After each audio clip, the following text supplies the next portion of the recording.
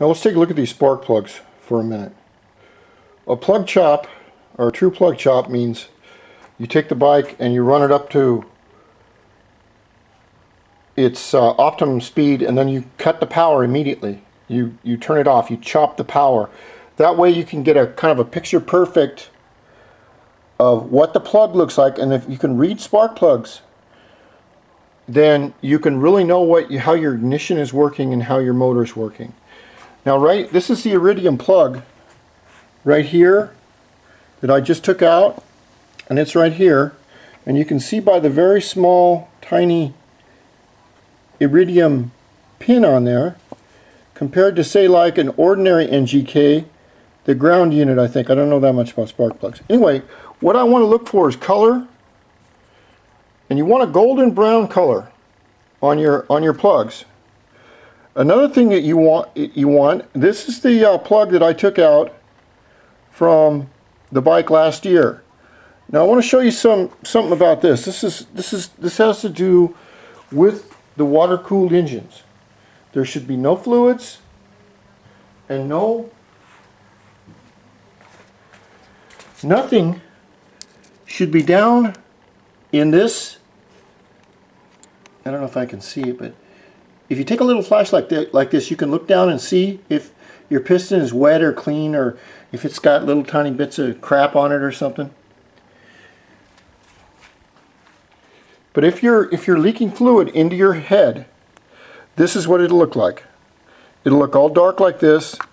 Your plug will be very wet all the way through, and it looks like it does have oil and junk on it. Now, the optimum spark plug will look like this one right here. See if I can get this in the light a little bit better.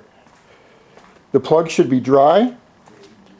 It should have a very light coat of golden brown color to it, and that's it.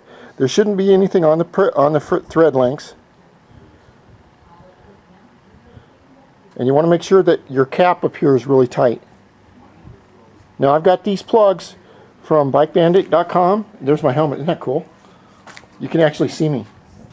I mean, I can see me. I just wish I kind of looked like Brad Pitt, maybe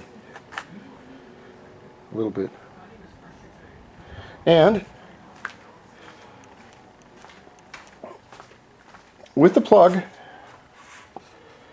it shouldn't be too dry. This is the Iridium plug.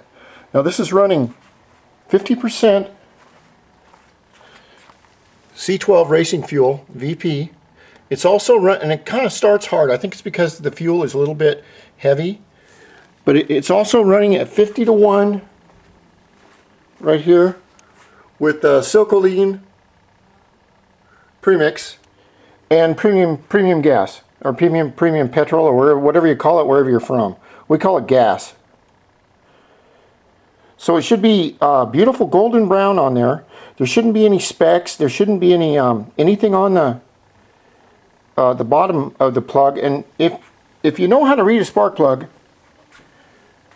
you can really see how your engine is doing. Now, spark plug caps are very important too. These are NGK caps. They're, I don't know, they're $4 or $5 a piece. You can get these at Bike Bandits too. All you got to do is punch in spark plug caps, and they have like 18 different varieties. I just got a couple of them. And some of the caps have, you have to take, you see it was very thin in there? You have to take these ends off right here. And some of them you don't.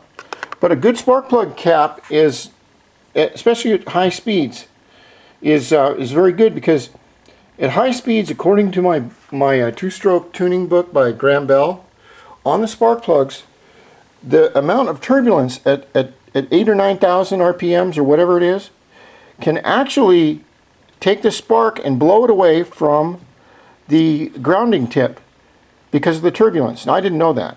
That's why you need more spark at higher speeds, more power, to bridge this gap right here. You want enough to bridge the gap correctly at high speeds, but not too much so that you get pre-ignition. And pre-ignition, it means it fires when it shouldn't fire, and it hammers on the piston, and it'll ruin your day. So everything looks good so far. I'm going to change this cap right here. This is a good cap, and you can see that this one has a head deal in it, but the NGK caps are I think a lot better. They look better. And then I'm done for the season on this. I've got my helmet painted for my little gyro. The gyro's dirty right now, but I get more looks from this little bike than if I would have had a Lamborghini Countach. The cops all think it's illegal because they've never seen one. So that's why I put on the back plate, I put 1985 Honda Gyro. So the police can look at that and say, oh, well, yeah, hell, it's legal. I've never seen one, but it's legal. And everyone asks me about it, especially old people. They love it. They think it's electric, it's 50cc. I'd like to get another one too. Maybe I'll get another one if I can find another one. So that's our spark plug tip of the day. And if you learn how to read spark plugs, you do just fine.